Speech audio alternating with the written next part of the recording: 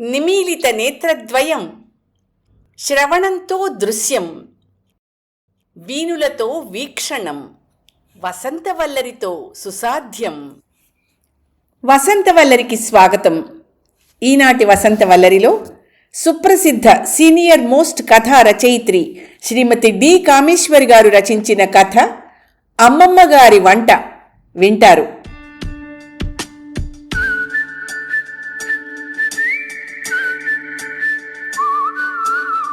యావండోయ్!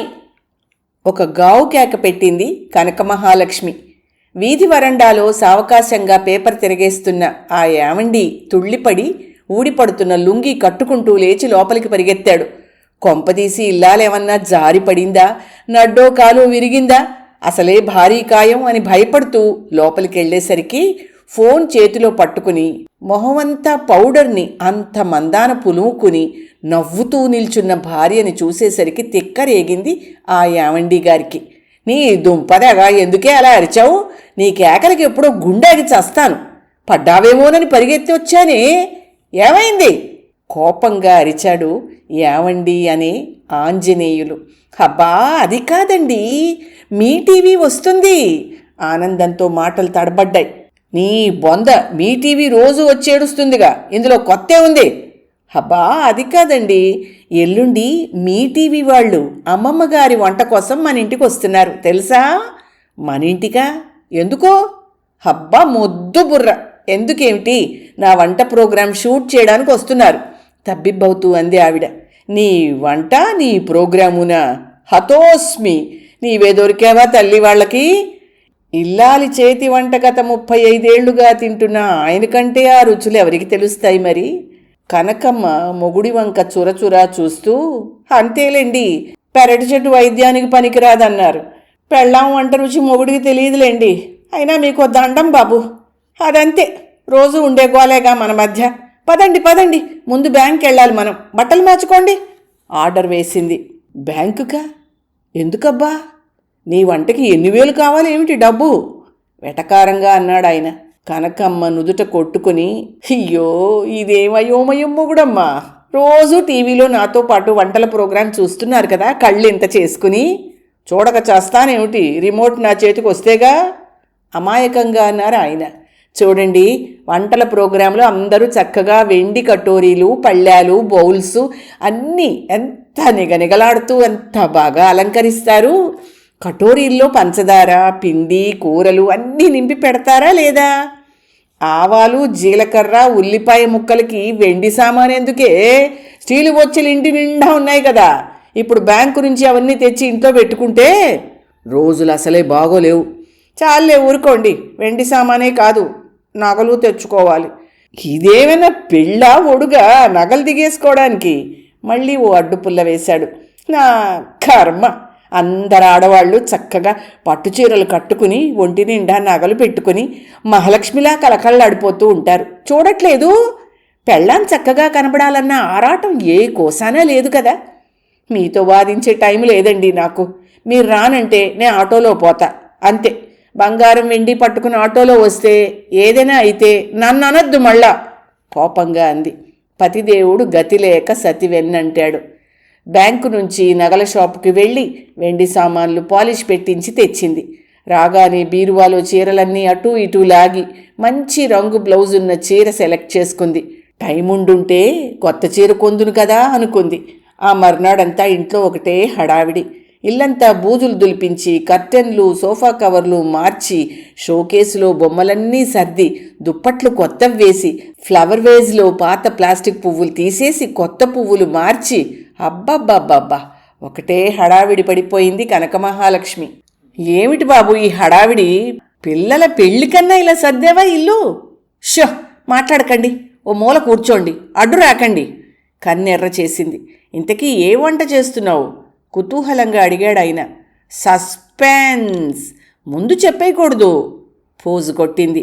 ఆ సాయంత్రం బ్యూటీ పార్లర్కి వెళ్ళి ఫేషియల్ చేయించుకుని, జుట్టుకి రంగు వేయించుకుని, అట్నుంచటు బజార్కి వెళ్ళి వంటకు కావలసిన సామానంతా కొనుక్కొచ్చింది. ఆ మర్నాడు తెల్లారే 5 గంటలకే లేచింది కనకమ్మగారు. రాత్రంతా నిద్రపోతే కదూ ఆవిడ ఎలా పడుతుంది? టీవీలో కనబడ్డం అంటే మజాకానా? ఎన్నిసార్లు ఎస్ఎంఎస్లు ఉత్తరాలు పంపిందని. ఆఖరికి దేవుడు కరుణించాడు. గుమ్మం ముందు రంగురంగుల రంగవల్లులు దిద్ది పూలరేకులతో మీ టీవీకి స్వాగతం అంటూ రాసి బంతిపూల మాలలు గుమ్మానికి అలంకరించి వంటకు కావలసిన సరంజామా అంతా వెండి గిన్నెల నిండా సర్దింది. కూరలు అవి తరిగించి పెట్టింది. ఏర్పాట్లన్నీ పూర్తయ్యేసరికి అలసిపోయి వేడివేడి నీళ్లు పోసుకుని వేడి కాఫీతో ఆస్ప్రిన్ వేసుకుంది. మీ టీవీ రాక ఇరుగు పొరుగుకి నిన్ననే తెలిసిపోయింది. తెలియని వారందరికీ స్వయంగా ఆవిడే ఫోన్ చేసి గర్వంగా చెప్పేసింది. ఆడబడుచుకి చెల్లెలికి ఫోన్ చేసి సాయంత్రానికి వచ్చేయమంది. ఇరుగు పొరుగు వస్తామంటే హబ్బే ఇంతమంది వస్తే గోలవుతుందంటారు, అయినా టీవీలో ఎలా అయినా చూస్తారుగా అనేసింది. 11 గంటలకి టీవీ వాళ్ళ నుంచి ఫోన్, మరో 10 నిమిషాల్లో వస్తున్నామని. వ్యాన్ హార్న్ మోగగానే రండర్రా వాళ్ళంతా వచ్చేశారు అని హడావిడి పడుతూ ఒక బొకే వెండి పళ్ళెం పట్టుకుని ఆడవాళ్లంతా గేటు దగ్గరికి నడిచారు. బాగుంది వెర్రి, మగ పెళ్లివారికి ఎదురు సన్నాహంలా ఈ హడావిడి ఏమిటి? యాంకర్ అమ్మకి కాళ్ళు కడిగి హారతిస్తుందేమో అనుకున్నాడు ఆంజనేయులు. కాళ్ళు కడిగి హారతి ఇవ్వలేదు గాని బొట్టు పెట్టి రవికల గుడ్డ పళ్ళు చేతిలో పెట్టి బొకే అందించి అట్టహాసంగా ఆహ్వానించింది కనకమ్మగారు మీ టీవీ వాళ్ళని. అబ్బో, బాగా అరేంజ్ చేశారండి, ముగ్గులు అవి మీరే పెట్టారా అమ్మమ్మగారు అంది యాంకరమ్మ వయ్యారంగా నడుస్తూ. అంతా నేనే చేశాను అంది. కానీ మనసులో అమ్మమ్మగారు అనడం దేనికి? నేనేమంత ముసల్దాన్లా కనబడుతున్నానా అనుకుంది. కెమెరాలు లైట్లు అమర్చుకుంటూ మనుషులు లోపలికి నడిచారు. లైటింగు కెమెరా అన్నీ సర్దుకునే వరకు అందరికీ కూల్ డ్రింక్స్ ఇచ్చింది మేనకోడలు. కెమెరామ్యాన్ అంతా సరిచూసుకుని రెడీ కవిత, స్టార్ట్ చేద్దామా అన్నాడు సిగ్నల్ ఇస్తూ. మేకప్ మ్యాన్ వచ్చి యాంకర్ మొహానికి టచప్పులు ఇచ్చాడు. అద్దంలో చూసుకుని పూలు చీర అవి సర్దుకుని పదండమ్మమ్మగారు వెళ్దాం అంది యాంకర్. మేకప్ తనకి వేయలేదే అన్న సందేహం వచ్చి మరి నాకు వెయ్యరా మేకప్పు అంది కనకమ్మగారు. మీకెందుకండి, చక్కగా అందంగా అమ్మమ్మలా ఉన్నారు అంది యాంకర్. ఈ అమ్మమ్మ పదం వదలదు కాబోలు ఈ పిల్ల అనుకుంది కినుకుగా. ఆవిడ మొహం చూసి హరి ఆవిడ కాస్త టచ్అప్ చేయవు అంది. మేకప్ కుర్రాడు పౌడర్ ప్యాడ్ మొహం మీద అటు ఇటు అద్దాడు ఆవిడికి. లైట్లు వెలిగాయి. కెమెరా పొజిషన్ చూసుకుని రెడీ అన్నాడు కెమెరామెన్. అంతవరకు లేని గాబరా లైట్లు వెలిగి కెమెరా ముందుకు వెళ్ళగానే చెమట్లు పట్టాయి ఆవిడికి. నమస్కారం. ఈరోజు మీ టీవీ అమ్మమ్మగారి వంట కోసం మనం కనక మహాలక్ష్మి గారి ఇంటికి వచ్చాం. అమ్మమ్మగారు ప్రేక్షకులకి ఏం వంట పరిచయం చేసి చూపిస్తారు? కనకమ్మ కాస్త తడబడి ఈరోజు 2 కొత్త రకం వంటలు చూపిస్తాను అంది. అలాగా, మీలాగా కొత్త వంటలు చేసి చూపించేవారే కావాలి మాకు. మీ మొదటి వంట ఏం చూపిస్తారు అంది యాంకర్ కవిత. బెండకాయ చామదుంపలు బచ్చల కూరతో కూటు చేసి చూపిస్తానమ్మా గర్వంగా అంది. యాంకర్ మొహం అదోలా పెట్టి చామదుంప బెండకాయ బచ్చలి అన్నీ జిగురుగా ఉంటాయి కదా, కూటు బాగుంటుందా అండి? జిగురుండదా అమ్మమ్మగారు? హబ్బే, వండే విధంగా వండితే అన్నీ బాగుంటాయి, చేసి చూపిస్తాగా గొప్పగా అంది. అయితే సరే, ఏమేం కావాలో ఎలా చేయాలో చెప్పండి. కుక్కర్లో 1 కప్పు పెసరపప్పు ఉడికించి పెట్టుకోవాలి. 1 కొబ్బరి చిప్ప, 4 పచ్చిమిరపకాయలు, జీలకర్ర వేసి రుబ్బి పెట్టుకోవాలి. ఒక్కొక్కటి చూపిస్తూ చెప్పింది కనక మహాలక్ష్మి. ఓ, ఇవన్నీ ముందే రెడీ చేసి పెట్టుకున్నారన్నమాట. ఎంతైనా అమ్మమ్మల కాలంలో అంత పద్ధతి ప్రకారం చేసేవారండి మెచ్చుకోలుగా అంది యాంకర్. మరంతే అమ్మాయి, ఈ కాలం వాళ్లలాగా అన్నీ కుక్కర్లో తలో గిన్నెలో పడేసి ఉడికించడమా వంటంటే? పప్పు సన్నని సెగన ఉడకాలి, పులుసు నెమ్మదిగా మరగాలి. అవునవును, ఆవిడ ఆపకపోతే ధోరణి పక్కదో పడుతుందనిపించి ఆపింది. సరే, ఇప్పుడేం చేయాలి? కనకమ్మగారు కుక్కర్ స్టవ్ మీద పెట్టి నూనె వేసి జీలకర్ర, ఆవాలు, ఇంగువ, కరివేపాకు వేసింది. ఓ, వేగింది కదా, ఇప్పుడేం చేయాలి? అయ్యో, దానమ్మ కడుపు పొడక, తొందరపడితే అలా అమ్మాయి, పోపు వేగద్దు, ఆవాలు చిటపట్లాడాలా వద్దా? అయినా మీ టీవీ వంటల్లో పోపు వేస్తారు, అవి వేగకుండా దాని మీదే ఉల్లిపాయ ముక్కలు, టొమాటో ముక్కలు, కూరలు అన్నీ వేసేస్తూ ఉంటారు. అప్పుడు అడుగును పోపు ఎలా వేగుతుందమ్మా? ఆవాలు కసకసలాడవు. నేను ఎన్నోసార్లు మీకు కార్డు రాసి పడేద్దామనుకున్నాను. అంతేకాదు ప్రతి వంటలోనూ అంత అల్లం వెల్లుల్లి ముద్ద పడేస్తారు. అన్నీ ఒకే రుచిలో ఉండవు కూరలు. హాస్యంగా అంటూనే దులపడం మొదలుపెట్టింది కనకమ్మ. యాంకరమ్మ బిక్కమొహం పెట్టి, అవునా అమ్మమ్మగారు, అలా వేయకూడదా అంది ఏడవలేని నవ్వు నవ్వి. పోపు వేగాక ఓ గ్లాసుడు నీళ్లు పోసి అందులో బెండకాయ ముక్కలు, బచ్చలాకు, ఉడికించిన చామదుంపలు, పెసరపప్పు, కొబ్బరి ముద్ద, ఇదిగో ఇలా అన్నీ వెయ్యాలి. ఇప్పుడేం చేయాలమ్మమ్మగారు? ఏం చేయడం ఏమిటి, అన్నీ ఉడకొద్దు మరి అంటూ కుక్కర్ మూత పెట్టింది. అమ్మమ్మగారు, ఇదివరకు ఈ కూర చేశారా మీరు, లేక ఇదే మొదటిసారా? ఆవిడన్నీ కలిపి కుక్కర్లో ఉడికించడం చూసి సందేహంగా అడిగింది యాంకరమ్మ. ఓ, చాలాసార్లు చేశాను. ఇందులో ఉండే కూరలన్నింటిలోనూ పుష్కలంగా విటమిన్లు, ప్రోటీన్లు ఉన్నాయి. తినేదేదో కాస్త హెల్దీ ఫుడ్ తినాలమ్మా. ఈ కాలం పిల్లలు నేతులు, నూనెలు మానేసి ఎండి పుల్లల్లా తయారవుతున్నారు. మా కాలంలో అన్నీ తినడం వల్ల చూసావా ఇప్పటికీ నా చర్మం ఎలా నిగనిగలాడుతోందో. అమ్మో, అమ్మమ్మగారికి విటమిన్లు, ప్రోటీన్లు అన్నీ తెలుసన్నమాట. భలేదానివే అమ్మాయి. అమ్మమ్మ అంటే నాకేమైనా 80 ఏళ్ళున్నాయా? అమ్మమ్మ అవడానికి ఏముందమ్మా, 46 ఏళ్లకే అయిపోయాను. నేను ఇంటర్ చదువుకున్నాను తెలుసా. చదువు రాదని అనుకుంటుందేమోనని సందు చూసి చెప్పేసింది. మరి ఉడికిందేమో చూద్దామా? కవిత తొందర పెట్టి మూత తీయబోయింది. అలా తొందరపడితే ఎలా? ఇప్పుడేగా స్టవ్ ఆర్పాం, ఆవిరిపోవద్దు దబాయింపుగానే అంది. అమ్మమ్మగారు, తీరిక సమయాల్లో మీరు ఏం చేస్తూ ఉంటారు? నేను బుక్స్ చదువుతాను, టీవీ చూస్తాను, మీ వంటలన్నీ ఎక్స్పెరిమెంట్ చేస్తూ ఉంటాను. సరే, ఇంక చూడండి మరి. ఎట్టకేలకు యుగాల తర్వాత అన్నట్టు మూత తీసింది. అబ్బా, ఎంత కమ్మటి వాసన వస్తోందో చూసావా అని తనే పొగిడేసుకుని గరిటె తీసి అడుగు నుంచి కలిపింది. కుక్కర్లోకి చూసిన కవితకి అంతా కలిపి చిక్కటి జిగురు ముద్దలా గరిట్లోంచి జారుతూ కనిపించింది. కనకమ్మ గారు గాబరా పడిపోయింది. మొహం తెల్లగా పాలిపోయింది. ఆవిడ అవతారం చూసి కట్ అన్నాడు కెమెరామెన్. ఏమిటబ్బా ఇవాళ ఇలా ఎందుకయింది? ఎక్కువ ఉడికిపోయినట్టుంది. మామూలుగా కుక్కర్లో కాకుండా విడిగా చేస్తాను.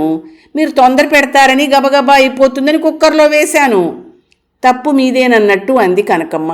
కూరలోంచి గరిట ఊడిపడలేదు. ఆ ఉడికిన కూర వడగడితే ఎన్ని సీసాల జిగురు తయారవుతుందో అనిపించింది కవితకి. పెద్ద గొప్పగా చేస్తానని పోజిచ్చింది. జిగురు కూరలన్నీ కుక్కర్లో వేస్తే బంక ముద్ద కాకపోతే ఏమవుతుంది అనుకుంది కసిగా యాంకర్. అయినా రుచి బాగానే ఉంటుందిలేండి, కాస్త ముద్దయితే అయ్యింది కానీ అంది సర్దుకుంటూ కనకమ్మ. భగవంతుడా, ఈ జిగురు ముద్ద తింటే నా నోరు మళ్ళీ పెగులుతుందా అని భయపడి ప్రోగ్రామ్ ఇన్ఛార్జ్ కెమెరామెన్ వంక చూసింది. కూర సరిగ్గా రాలేదు, ఏం చేద్దాం రమేష్ అంది కవిత. పోనీ మళ్ళీ చేస్తాను, కాస్త టైం ఇస్తారా? ఈసారి సరిగ్గా చేస్తాను నసిగిందావిడ. వద్దొద్దు, అంత టైం లేదండి. ఉడికిన దాన్ని లాంగ్ షాట్లో చూపించి లాగించేద్దాం. కవిత, ఓ చెంచాతో తింటున్నట్టు పోజిచ్చాయి, లాగించేద్దాం అన్నాడు రమేష్. బితుకు బితుకుమంటూ చెంచాతో కాస్త తీసి నోట్లో పెట్టుకోబోతుంటే ఆమెకు తెలియకుండానే మొహం వెగటుగా పెట్టేసింది యాంకర్. కట్ అన్నాడు కెమెరామెన్. కవిత, ఎక్స్ప్రెషన్ చూసుకో సరిగ్గా హెచ్చరిస్తూ అన్నాడు రమేష్. కట్ చేయకండి. అలా ముందు వెగటుగా పెట్టి నోట్లో పెట్టుకోగానే క్రమంగా ఆమె మొహంలో ఎంత బాగుంది అన్న ఎక్స్ప్రెషన్ ఇచ్చేసి, ఏమో అనుకున్నాను, రుచి చాలా బాగుంది సుమా అనిపించేయండి. డైరెక్షను, ఎడిటింగు తనే చెప్పేసింది కనకమ్మ. రమేష్ చిరాగ్గా చూసి, కవిత ఎక్స్ప్రెషన్ ఇచ్చేయి త్వరగా అని తొందర పెట్టాడు. మొత్తానికి మొదటి వంట పూర్తయిందనిపించారు. మళ్ళీ రెండో వంటకి సీను. అమ్మమ్మగారు, మీ రెండో వంట ఏం చేసి చూపిస్తారు? ఎంత మామూలుగా అడగాలనుకున్నా కాస్త అప్రసన్నత తొంగి చూసింది యాంకర్ మొహంలో. కనకమ్మ గారి మొహంలో మొదట ఉన్న ఉత్సాహం తగ్గి కళావిహీనమైంది. మైదా హల్వా చేస్తాను. ఓ స్వీటా అని పైకని, ఇది మరో బంక ముద్ద చేసిన మొహాన పడేస్తావా తల్లి అనుకుంది. సరే మరి మొదలు పెట్టండి అంది. కనకమ్మ స్టవ్ వెలిగించి మూకుడు పెట్టి ఓ గ్లాసు నీళ్లు పోసి మైదా పిండి కలిపి మూకుట్లో పోసింది. దానిలో ఓ గ్లాసుడు పంచదార కూడా వేసి తిప్పడం మొదలెట్టింది. ఇంకా ఏం వెయ్యాలండి దీనిలో అడిగింది కవిత. కాస్త ఉడికి ముద్దగా అయ్యాక నెయ్యి వెయ్యాలమ్మా. హల్వా అంటే మరి నెయ్యి కదా. ఇలా తిప్పుతూ గట్టిపడ్డాక కాస్త కాస్త చొప్పున నెయ్యి వెయ్యాలి. సరే, ఈలోగా మీకు తెలిసిన ఒక చిట్కా ఏదన్నా చెప్పండి మరి అంది అలవాటుగా. ఓ దానికేం భాగ్యం, నాకు బోలెడు చిట్కాలు తెలుసు. మనం నిమ్మకాయ రసం పిండాక డిప్పలు పారేయకుండా మొహానికి చేతులకి రాసుకుంటే చర్మము నిగారింపు వస్తుంది. నేను అలాగే చేస్తాను, అందుకేగా నా చర్మం ఇలా ఉంది అంది గొప్పగా. చిట్కా చెప్తూ గరిట తిప్పడం మర్చిపోయింది కనకమ్మ గారు. హైలో ఉందేమో స్టవ్. నిమిషంలో మూకుట్లో ముద్ద అడుగంటి మాడు వాసన మొదలైంది. కవిత గాబరాగా స్టవ్ ఆర్పేసింది. నా మతి మండా, సమయానికి స్టవ్ ఆర్పేశావు. అడుగంటలేదులే అంటూ నెయ్యి పోసి మళ్ళీ తిప్పడం మొదలుపెట్టింది. అడుగంటిన రంగు కలిసి తెల్ల ముద్ద రంగు మారింది. అదేమీ చూడనట్టు తిప్పుతున్నా హల్వాలాగే ఆవిడ మొహము మాడింది. హల్వా కాస్త గట్టి పడగానే జీడిపప్పులు, కిస్మిస్, యాలకులు వేసి పళ్ళెంలో దిమ్మరించి హల్వా రెడీ, రుచి చూసి చెప్పండి మరి అంది నవ్వుతూ పోజిచ్చి. ఇదో జిగురు ముద్ద. చిన్నప్పుడు అమ్మ పుస్తకాలు అంటించుకోవడానికి మైదా ఉడకపెట్టి ఇచ్చిన ముద్దలాగే ఉంది అనుకుంది కవిత. ఏదో స్వీట్ గనక కాస్త తీయగానే ఉంటుంది గనక ఆ కూరంత ఘోరంగా ఉండదులే అనుకుంటూ చెంచాతో 2 జీడిపప్పులు తీసి నోట్లో వేసుకుంది. ముందు మాడు వాసన, ఆ తర్వాత పచ్చి మైదా రుచి. బాగున్నది ఏదన్నా ఉంటే జీడిపప్పుల రుచి.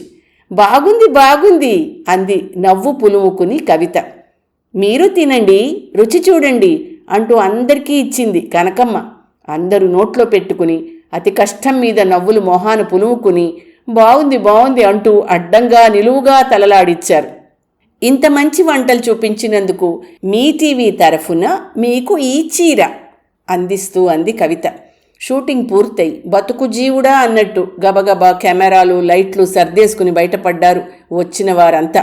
మామూలుగా అయితే స్నాక్సు, చేసిన వంటకాలు సుష్టుగా ఆరగించి వెళ్ళేవారు. ఆ రోజు చేసినవి ఎక్కడ మారు తినమంటుందో ఆ ఇంటావిడ అన్నట్టు ఎవరో తరిమినట్టు బయటపడ్డారు వారంతా.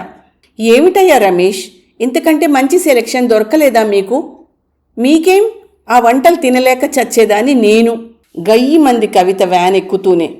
ఆవిడ వంటలు కాదు, వెండి సామాను, తన నగలు చూపించడానికి పిలిచినట్టుంది. మాటలు మాత్రం కోటలు దాటాయి. ఈ వంటలు ప్రేక్షకులకి చూపిస్తే ఎన్ని తిట్లు తిడతారో, ప్రొడ్యూసర్ ఏమంటాడో ఆలోచించుకో అన్నాడు కెమెరామ్యాన్.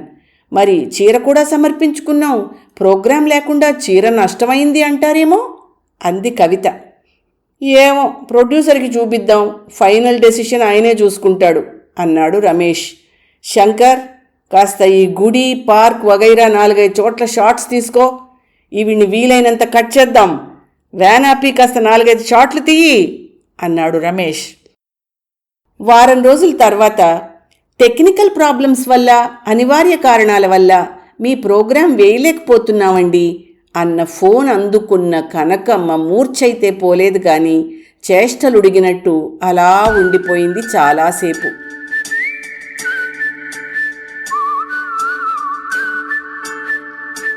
వసంత వలరిలో సుప్రసిద్ధ సీనియర్ మోస్ట్ కథా రచయిత్రి శ్రీమతి డి కామేశ్వరి గారు రచించిన కథ అమ్మమ్మ గారి వంట విన్నారు.